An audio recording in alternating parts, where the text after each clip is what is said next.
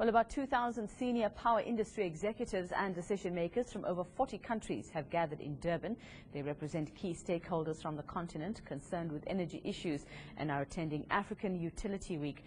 The event is focusing on renewable energy. For more now, we're joined by ESI Africa editor Nicholas McDiarmid, who's in our Cape Town studios.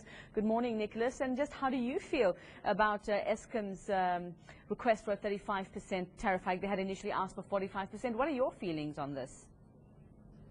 Well, I think my feelings are less important than my thoughts. My thoughts on it are that historically NERSA have never granted Eskom its full request.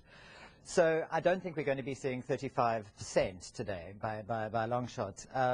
I would in fact hazard even lower than your previous interviewee. I would say somewhere in the region of 20. Certainly in terms of the messaging we got at African Utility Week, we are hearing from government particularly a way forward that I must say is very pleasing. It's something I've not heard before. It's something new. And in terms of the opening speech by Minister Dipuo Peters, we are hearing all the right noises, and I'm very glad to report back on that. What we're hearing is a move away from the single buyer model, which is what we currently have, in which Eskom is the sole purchaser of any power produced in the country. That clearly has marred the way for competition, and controlled competition in this environment has been shown globally to be a good thing. Completely uncontrolled competition, absolutely not. And I would disagree with your previous guest in terms of independent power producers.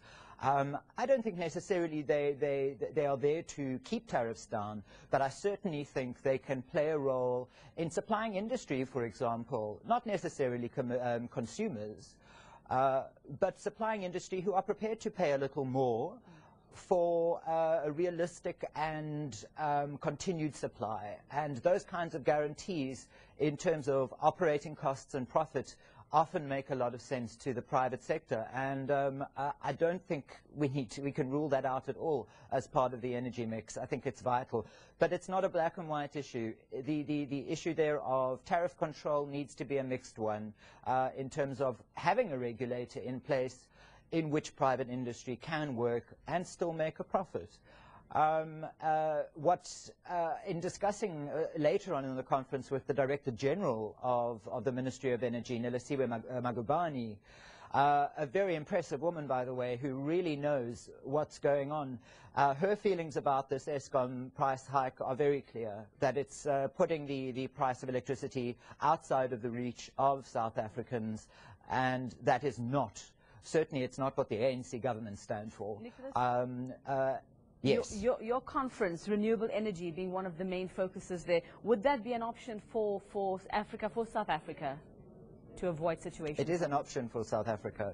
And indeed, Minister Peters emphasized that government has a commitment to renewable energy. I think it was 15% at this stage.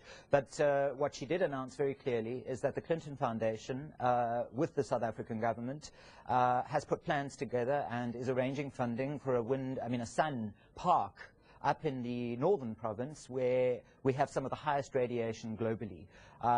This is very exciting because I think as a pilot project, it's going to demonstrate the viability of solar power. The reality is that when you want a business case to work, you make it work.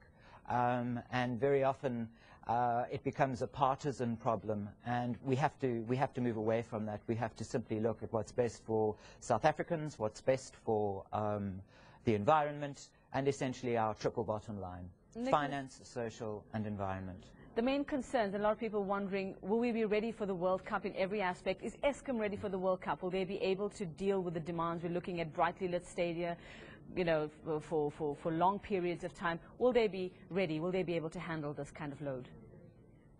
Let's make a few things clear. FIFA make very clear demands on generating capacity for hotels, for the stadium, and that's independent of Eskom. In other words, should there be a failure, there's generation capacity on site. So that's something that's in place.